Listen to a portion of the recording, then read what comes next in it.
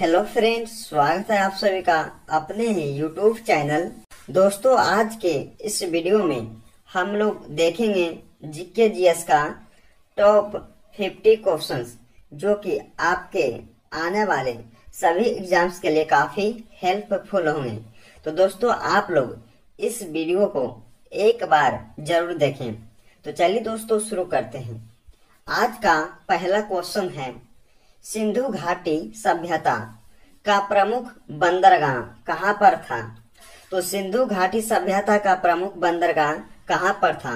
दोस्तों, अगर आप किसी भी क्वेश्चन का आंसर जानते होंगे तो कमेंट बॉक्स में जरूर से बताइएगा। तो दोस्तों, एक नंबर का हो जाएगा आपका राइट आंसर लोथल में, यानी कि सिंधु घाटी सभ्यता का प्रमुख बंदरगाह जो था लोथल में था, यानी कि इसका जो राइट आंसर होगा ऑप्शन नंबर सी होगा। अगला क्वेश्चन आता है, अगला क्वेश्चन है दोस्तों कि हड़प्पा सभ्यता की खोज किस वर्ष में हुई थी? तो हड़प्पा सभ्यता की खोज 1921 ईस्वी में हुई थी, यानी कि इसका जो राइट आंसर होगा ऑप्शन नंबर ए होगा। तो दोस्तों, आप लोग याद रखेंगे क्योंकि काफी महत्वपूर्ण क्वेश्चन है। तो हड़प्पा सभ्यता की खोज 1921 ईस्वी में किया गया था। अगला क्वेश्चन आता है, अगला क्वेश्चन है दोस्तों कि निम्नलिखित में से हड़प्पा सभ्यता की खोज किसने की थी? तो निम्नलिखित में से हड़प्पा सभ्यता की खोज किसने की थी? तो दयाराम साहनी ने किया था, यानी कि इसका जो राइट आंसर होगा ऑप्शन नंबर डी होगा दोस्तों। तो दयाराम साहनी ने हड़प्पा सभ्यता की खोज किया था, यानी कि इसका जो राइट आंसर होगा ऑप्शन नंबर डी होगा। तो दोस्तों, आप लोग इसे भी याद रखेंगे। अगला क्वेश्चन आता है, अगला क्वेश्चन है कि भारत में खोजा गया सबसे पहले पुराना शहर कौन सा है? तो भारत में सबसे पहले जो खोजा गया पुराना शहर वो कौन सा शहर है? तो हड़प्पा हो जाएगा, यानी कि इसका जो राइट आंसर होगा दोस्तों ऑप्शन नंबर ए होगा। तो आप लोग इसे याद रखेंगे कि भारत में सबसे खोजा गया सबसे पहले पुराना शहर जो है हड़प्पा को माना गया, हड़प्पा को, यानी कि इसको जो आप लोग याद रखेंगे क्योंकि काफी महत्वपूर्ण क्वेश्चन है, ये सब आपको याद होना जरूरी है। अगला क्वेश्चन आता दोस्तों, अगला क्वेश्चन है कि ऋग वैदिक का आर्यों का मुख्य व्यवसाय क्या था? तो ऋग वैदिक आर्यों का मुख्य व्यवसाय क्या था दोस्तों? तो इसका राइट आंसर होगा पशुपालन, यानी कि इसका जो राइट आंसर होगा ऑप्शन नंबर बी होगा। तो ऋग वैदिक आर्यों का मुख्य व्यवसाय पशुपालन था। अगला क्वेश्चन आता है, अगला क्वेश्चन है दोस्तों कि चंद्रगुप्त मौर्य ने चाणक्य को अपना क्या बनाया था? तो चंद्रगुप्त मौर्य ने चाणक्य को अपना क्या बनाया था? तो प्रधानमंत्री बनाया था, यानी कि इसका जो राइट आंसर होगा दोस्तों ऑप्शन नंबर बी होगा। तो आप लोग इसे याद रखेंगे कि चंद्रगुप्त मौर्य ने चाणक्य को प्रधानमंत्री बनाया था। क्या बनाया था? प्रधानमंत्री बनाया था। अगला क्वेश्चन आता है, अगला क्वेश्चन है दोस्तों कि सिकंदर की मृत्यु कहाँ हुई थी? तो सिकंदर की मृत्यु बेबीलोन में हुआ था, यानी कि इसका जो राइट आंसर होगा ऑप्शन नंबर डी होगा। काफी महत्वपूर्ण क्वेश्चन है दोस्तों कि बेबीलोन में आपका सिकंदर जी का मृत्यु हुआ था, यानी कि इसका जो राइट आंसर होगा ऑप्शन नंबर डी होगा। अगला क्वेश्चन आता है, अगर आप दोस्तों अगर आप लोग को वीडियो पसंद आ रहा होगा तो दिल से लाइक करते जाएंगे आप लोग। अगला क्वेश्चन आता है कि मौर्य वंश के संस्थापक कौन थे? मौर्य वंश के संस्थापक कौन थे? तो चंद्रगुप्त मौर्य थे, यानी कि इसका जो राइट आंसर होगा ऑप्शन नंबर डी होगा। तो चंद्रगुप्त मौर्य मौर्य वंश के संस्थापक कहलाते हैं। अगला क्वेश्चन आता है, अगला क्वेश्चन है दोस्तों कि बुद्ध को ज्ञान की प्राप्ति कहाँ हुई थी? तो बुद्ध को ज्ञान की प्राप्ति कहाँ हुई थी दोस्तों? तो इसका राइट जो आंसर होगा आप लोग कमेंट बॉक्स में इसका राइट आंसर जरूर से बताइएगा कि बुद्ध को ज्ञान की प्राप्ति कहाँ हुआ था। तो कमेंट बॉक्स में इसका राइट आंसर बताइएगा आप लोग।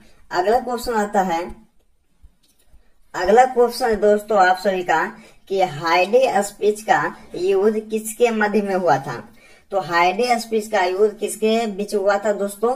तो सिकंदर और पोरस के बीच में हुआ था, सिकंदर पोरस, यानी कि इसका जो राइट आंसर होगा दोस्तों ऑप्शन नंबर डी होगा। तो आप लोग इसे भी याद रखेंगे।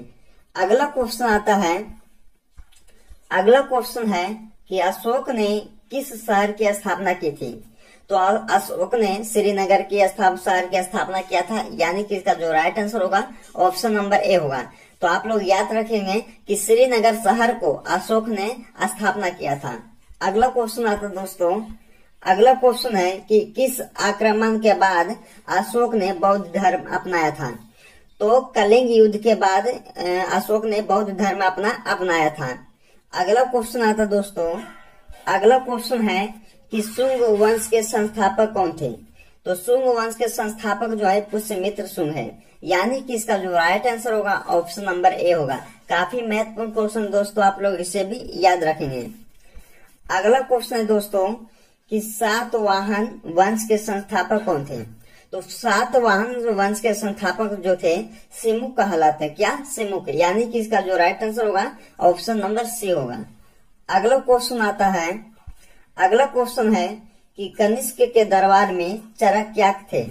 तो कनिष्क के दरबार में चरक क्या थे? तो वैद्य थे। एक वैद्य चरक जो थे वैद्य थे, यानी कि इसका जो राइट आंसर होगा ऑप्शन नंबर बी होगा। आप लोग इसे भी याद रखेंगे। अगला क्वेश्चन आता दोस्तों कि बुद्ध चरित्र किसकी रचना है।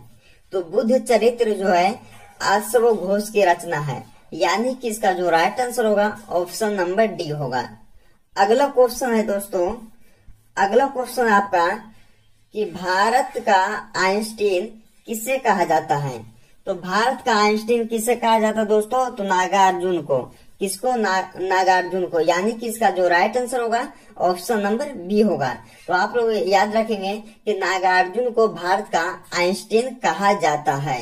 अगला क्वेश्चन आता फ्रेंड्स, अगला क्वेश्चन आपका कि निम्नलिखित में से गुप्त वंश के संस्थापक कौन कहलाते थे। तो निम्नलिखित में से गुप्त वंश के संस्थापक कौन है? तो श्री गुप्त हैं। कौन है? श्री गुप्त, यानी कि इसका जो राइट आंसर होगा ऑप्शन नंबर ए होगा। आप लोग इसे भी याद रखेंगे। अगला क्वेश्चन आता दोस्तों, अगला क्वेश्चन है कि आगरा नगर की स्थापना किस शासक ने की थी। तो आगरा नगर की स्थापना सिकंदर लोदी के शासक ने किया था, सिकंदर लोदी ने किया था, यानी कि इसका जो राइट आंसर होगा ऑप्शन नंबर सी होगा दोस्तों।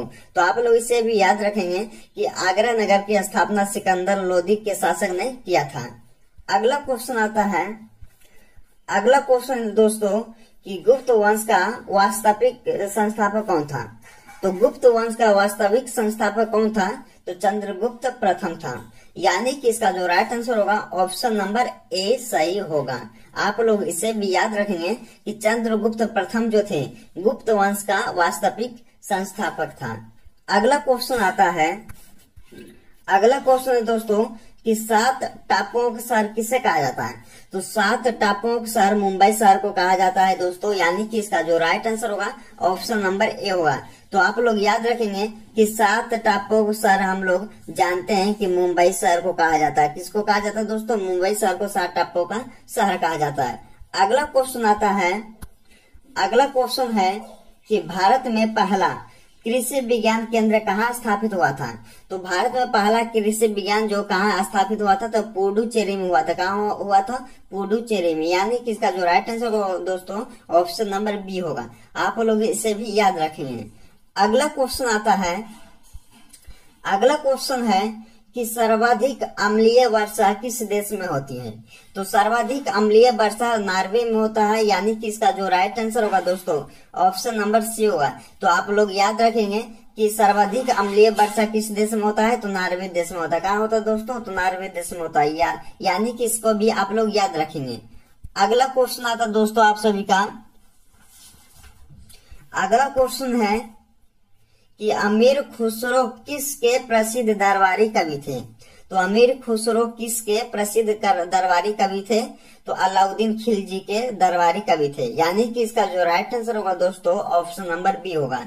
तो आप लोग इसे भी याद रखेंगे कि अलाउद्दीन खिलजी के अमीर खुसरो किस के प्रसिद्ध दरबारी थे? तो अलाउद्दीन खिलजी के।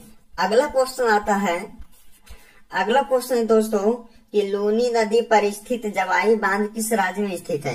तो लूनी नदी पर स्थित जवाई बांध राजस्थान राज्य में स्थित है, यानी कि इसका जो राइट आंसर होगा ना ऑप्शन नंबर बी होगा दोस्तों। तो आप लोग इसे याद रखेंगे कि राजस्थान राज्य में लूनी नदी पर स्थित जवाई बांध आपका स्थित है दोस्तों। तो आप लोग इसे याद रखेंगे। ओके, अगला क्वेश्चन आता है दोस्तों, अगर आप लोग को वीडियो पसंद आ रहा होगा तो दिल से आप लोग लाइक करते जाएंगे, और जितने भी लोग मेरे यूट्यूब चैनल पे नए होंगे तो सब्सक्राइब कीजिएगा और लाइक कीजिएगा, और दोस्तों के यहाँ ज्यादा से ज्यादा सब्सक्राइब शेयर कीजिएगा। अगला क्वेश्चन आता है दोस्तों कि करगम किस प्रदेश का लोक नृत्य है। तो करगम जो है तमिलनाडु प्रदेश का लोक नृत्य कहलाता है, यानी कि इसका जो राइट आंसर होगा ऑप्शन नंबर बी होगा। अगला क्वेश्चन आता है दोस्तों, अगला क्वेश्चन आपका कि भारतीय जागृति का जनक किसे कहा जाता है। तो भारतीय जागृति का जनक राजा राम मोहन राय को कहा गया है, यानी कि इसका जो राइट आंसर होगा ऑप्शन नंबर डी होगा। तो दोस्तों आप लोग ये से याद रखेंगे कि राजा राम मोहन राय को भारतीय जागृति का जनक कहा गया है। अगला क्वेश्चन आता है, अगला क्वेश्चन है कि जम्मू कश्मीर में उरी बांध किस नदी पर स्थित है। तो जम्मू कश्मीर में उरी बांध जो है झेलम नदी पर स्थित है, यानी कि इसका जो राइट आंसर होगा ऑप्शन नंबर डी होगा। तो दोस्तों आप लोग इसे याद रखेंगे कि झेलम नदी पर जम्मू कश्मीर में उरी बांध आपका स्थित है। आप लोग इसे ध्यान से पढ़ के याद रखेंगे। दोस्तों अगर आप लोग, अगला क्वेश्चन आता है कि सुंदरवन राष्ट्रीय उद्यान किस राज्य में स्थित है। तो सुंदरवन राष्ट्रीय उद्यान जो है पश्चिम बंगाल राज्य में स्थित है, यानी कि इसका जो राइट आंसर होगा ऑप्शन नंबर सी होगा। अगला क्वेश्चन आता है, अगला क्वेश्चन है कि निम्नलिखित में से किस शहर से होकर नेत्रावती नदी बहती है। तो निम्नलिखित में से किस शहर से होकर नेत्रावती नदी बहती है। तो मंगलुरु से होकर नेत्रावती आपका नदी बहती है, यानी कि इसका जो राइट आंसर होगा ऑप्शन नंबर बी होगा। अगला क्वेश्चन आता दोस्तों, अगला क्वेश्चन है कि निम्नलिखित में कौन सा स्थान जैन धर्म से संबंधित है। तो निम्नलिखित में कौन सा स्थान जैन धर्म से संबंधित है दोस्तों। तो रत्नगिरी इसका राइट आंसर होगा, यानी कि ऑप्शन डी इसका राइट आंसर होगा। तो रत्नगिरी जो है आपका जैन धर्म से संबंधित है। एक स्थान जो ऐसा है जो कि जैन धर्म से संबंधित है, उस स्थान का नाम है रत्नगिरी। अगला क्वेश्चन आता दोस्तों कि आधुनिक युग की मीरा के नाम से किसे जाना जाता है। तो आधुनिक युग की मीरा के नाम से महादेवी वर्मा को जाना जाता है, यानी कि इसका जो राइट आंसर होगा ऑप्शन नंबर सी होगा। दोस्तों अगर आप लोग मेरे चैनल पे पहली बार आए हैं तो सब्सक्राइब करें, लाइक करें, और दोस्तों के ज्यादा से ज्यादा शेयर करें। दोस्तों अगला क्वेश्चन है दोस्तों कि निम्नलिखित में से कौन सी विद्युत धारा की इकाई है। तो निम्नलिखित में से कौन सी विद्युत धारा की इकाई है। तो एम्पियर कहलाता है, यानी कि विद्युत धारा के जो मापक होता है एम्पियर माना जाता है, यानी कि इसका जो राइट आंसर होगा ऑप्शन नंबर ए होगा। दोस्तों अगर आप किसी भी क्वेश्चन का आंसर जानते होंगे तो कमेंट बॉक्स में लगाना ना भूलें। अगला क्वेश्चन है कि इनमें से कौन सी नदी दक्षिण भारत की गंगा भी कही जाती है। तो इनमें से कौन सी नदी दक्षिण भारत की गंगा भी कही जाती है। तो गोदावरी नदी को दक्षिण भारत की गंगा भी कही जाती है, यानी कि इसका जो राइट आंसर होगा ऑप्शन नंबर सी होगा। दोस्तों आप लोग इसे याद रखेंगे। जितने भी क्वेश्चन देख रहे हैं इस वीडियो में दोस्तों, आप लोग सारे क्वेश्चन बहुत बार एग्जाम में रिपीट हो चुका है, तो आप लोग इसे ध्यान से देखें और एक बार जरूर देखें। अगला क्वेश्चन आता है, अगला क्वेश्चन आपका कि भारत के पहले राष्ट्रपति का क्या नाम था। तो भारत का पहला राष्ट्रपति का नाम डॉक्टर राजेंद्र प्रसाद था, यानी कि इसका जो राइट आंसर होगा ऑप्शन नंबर बी होगा। अगला क्वेश्चन आता है कि वायुमंडलीय दाब मापने का पैमाना क्या कहलाता है। तो वायुमंडलीय दाब मापने का पैमाना जो बैरोमीटर कहलाता है, क्या कहलाता है, बैरोमीटर, यानी कि इसका जो राइट आंसर होगा ऑप्शन नंबर ए होगा।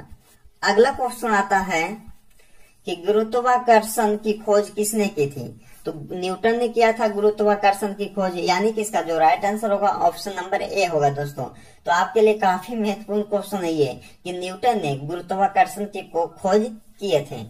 अगला क्वेश्चन आता है, अगला क्वेश्चन है दोस्तों कि मसालों का बगीचा किस राज्य को कहा जाता है। काफी महत्वपूर्ण क्वेश्चन है दोस्तों, बहुत बार एग्जाम में पूछा गया प्रश्न है और बहुत बार रिपीट भी हो चुका है। तो मसालों का बगीचा जो है केरल राज्य को कहा जाता है, यानी कि इसका जो राइट आंसर होगा ऑप्शन नंबर बी होगा। अगला क्वेश्चन आता है, अगला क्वेश्चन है कि बिहार बंगाल से अलग कब हुआ था। तो बिहार जो है बंगाल से 1912 ईस्वी में अलग हुआ था, यानी कि इसका जो राइट आंसर होगा दोस्तों ऑप्शन बी होगा। तो आप लोग याद रखेंगे कि 1912 ईस्वी में बिहार बंगाल से क्या हुआ था, अलग हुआ था। तो आप लोग इसे भी याद रखेंगे। अगला क्वेश्चन आता है दोस्तों कि हीराकुंड जल विद्युत परियोजना किस नदी पर स्थित है। तो हीराकुंड जल विद्युत परियोजना महानदी पर स्थित है, यानी कि इसका जो राइट आंसर होगा ऑप्शन नंबर सी होगा। तो दोस्तों आप लोग याद रखेंगे कि महानदी पर हीराकुंड जल विद्युत आपका परियोजना स्थित है, आप लोग इसे भी याद रखेंगे। अगला क्वेश्चन है दोस्तों कि अमीबा में कुल कितने सेल होते हैं, यानी कि अमीबा में कुल कितने कोशिका होते हैं। तो एक कोशिका होते हैं दोस्तों, आप लोग इसे याद रखेंगे कि एक कोशिका होता है अमीबा में कुल कितने कोशिका होते हैं, तो एक होता है। आप लोग इसे याद रखेंगे, यानी कि इसका जो राइट आंसर होगा ऑप्शन नंबर ए होगा। अगला क्वेश्चन आता है कि फिरोज शाह कोटला क्रिकेट स्टेडियम कहाँ पर है। तो फिरोज शाह कोटला स्टेडियम कहाँ पे है दोस्तों, तो नई दिल्ली में। कहाँ है, तो नई दिल्ली में, यानी कि इसका जो राइट आंसर होगा ऑप्शन नंबर बी होगा। अगला क्वेश्चन आता है दोस्तों, अगर आप लोग को वीडियो पसंद आ रहा होगा तो लाइक करते जाएंगे आप लोग। अगला क्वेश्चन आता है कि विश्व का सबसे बड़ा द्वीप कौन सा है। दोस्तों विश्व का सबसे बड़ा द्वीप कौन सा है, तो इसका राइट आंसर होगा ऑप्शन नंबर ए ग्रीनलैंड। तो हम लोग जानते हैं कि ग्रीनलैंड जो है विश्व का सबसे बड़ा महाद्वीप कहा जाता है। तो इसको हम लोग याद रखेंगे ग्रीनलैंड, यानी कि ऑप्शन नंबर ए होगा। अगला क्वेश्चन है दोस्तों कि नागालैंड की मुख्य भाषा कौन सी है। तो नागालैंड की मुख्य भाषा कौन सी कहलाती है, तो अंग्रेजी कहलाती है, यानी कि इसका जो राइट आंसर होगा दोस्तों ऑप्शन नंबर डी होगा। तो आप लोग इसे याद रखेंगे कि अंग्रेजी भाषा जो है नागालैंड की मुख्य भाषा कहलाती है। अगला क्वेश्चन है दोस्तों कि कौन सा राज्य भारत के सबसे पूर्वी भाग पर स्थित है।